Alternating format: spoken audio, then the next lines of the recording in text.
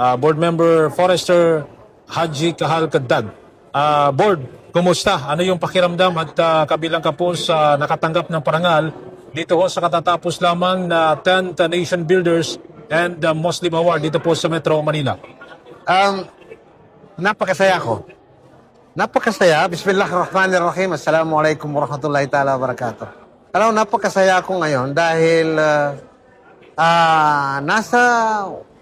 naisip ko talaga na nakita yung lahat ng ginawa namin. Anong pinaghirapan, kung paano namin ma-uplift yung probinsya ng Maguindanao del Sur. Kami ni na Vice, kami na Governor, Governor Haji Dato Alimid Dimbang, at saka si Vice Governor Dato Isam Nando, at saka mga kasama ko sa board member sa Sangguniang Panlalawigan, na gumawa kami kung ano mang ginawa namin para sa kabutihan ng ating probinsya, probinsya ng Maguindanao del Sur.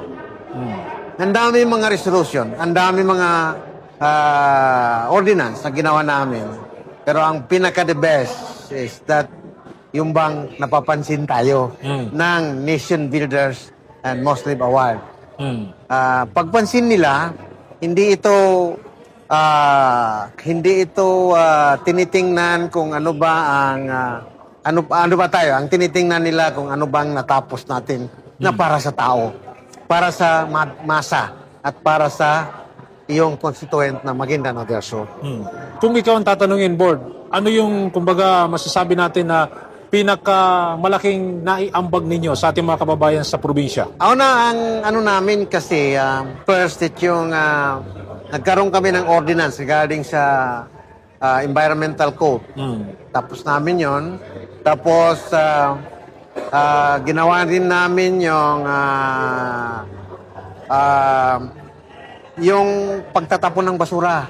Yung Solid Waste Management Program na tinulungan namin yung executive kung paano gumanda ang lahat ng probinsya, lahat ng munisipyo sa kasasakupan ng probinsya ng Maguindanao regarding doon sa pagtatapon ng basura, yung Solid Waste Management, yung Republic Act number 9003.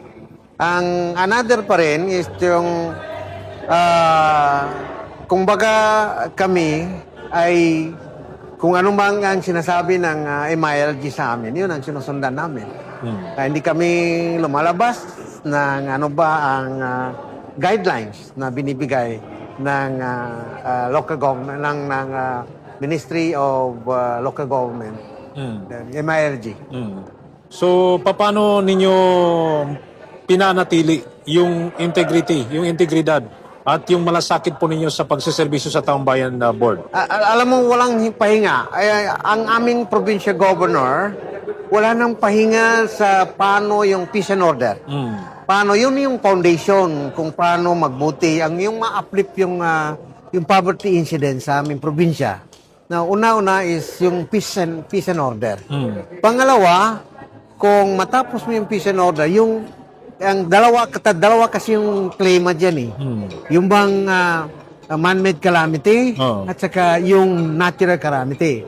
So yung sa natural calamity, ang aming Vice Governor at ang mga mayors na kasakupan ng Ligwasan Marsh o kasakupan ng mga antala ng baha, ay yun po ay hinahanapan ng paraan kung paano paano maalis yung baha sa aming Alam mo naman kasi, ang probinsya ng Maguindanao del Sur, nandyan yung Ligwasan Marsh.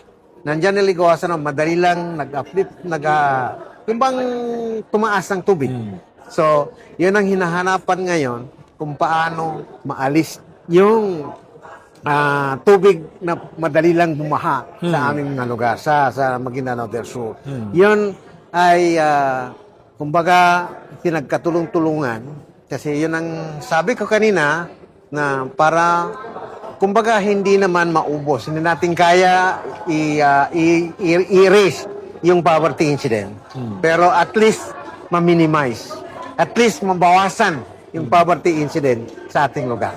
And during your speech kanina, talagang in-emphasize mo yung the best na solusyon sa baha, ang pagtatanim, yung pag-alaga sa mga natitirang mga kagubatan natin at hindi yung flood control. As a forestry profession, kami po yung, ang motto namin is the best flood control is to protect our remaining forest.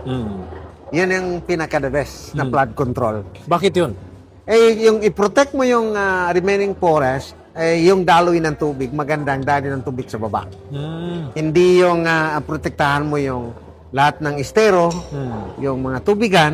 But anyway, lahat ng water tributaries yan, kaya nang sinasabi ko kanina, meron kaming plano sa second quarter na plantation establishment ng bamboo plantation. Meron kaming seminar about how to generate, sa growing ng paano yung establishment of nursery ng bamboo sa Maguindanao del Sur.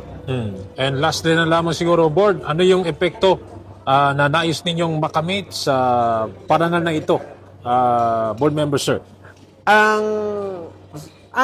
Kasi ito, sa totoo lang, hindi namin alam na meron kaming award.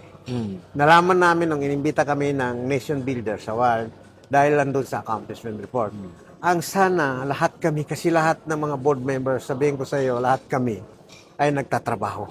Hindi lang kami, hindi lang ako. Lahat kami nagtutulong-tulungan kung paano gumanda ang ating probinsya. Yun ang inaasahan ko lahat kami ma-awardan. Okay. Thank you very much, Board. Maraming po salamat.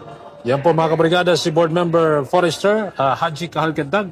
At yan po yung kanyang award, no? Awarded Honorary Board Member of the Year, Green Category, mga kabrigada. Pahabol siguro, first time ba na makatanggap ka ng ganitong parangal, Board? Hindi, nung nasa DNR pa ako, marami ako meron na natanggap. rin. Pero itong Nation Builders, Oh. ito yung first time sa pagiging politician. Itong first time po award sa akin. Kasi that time may kalihim ka ng DNR. Sa DNR pa ako noon. Ayun, sige. Thank you very much, Thank you. Board. Thank you. Okay. Ayan po si former secretary ng DNR ARMM at ngayon ay board member Haji Kahal Kedag, mga kabrigada.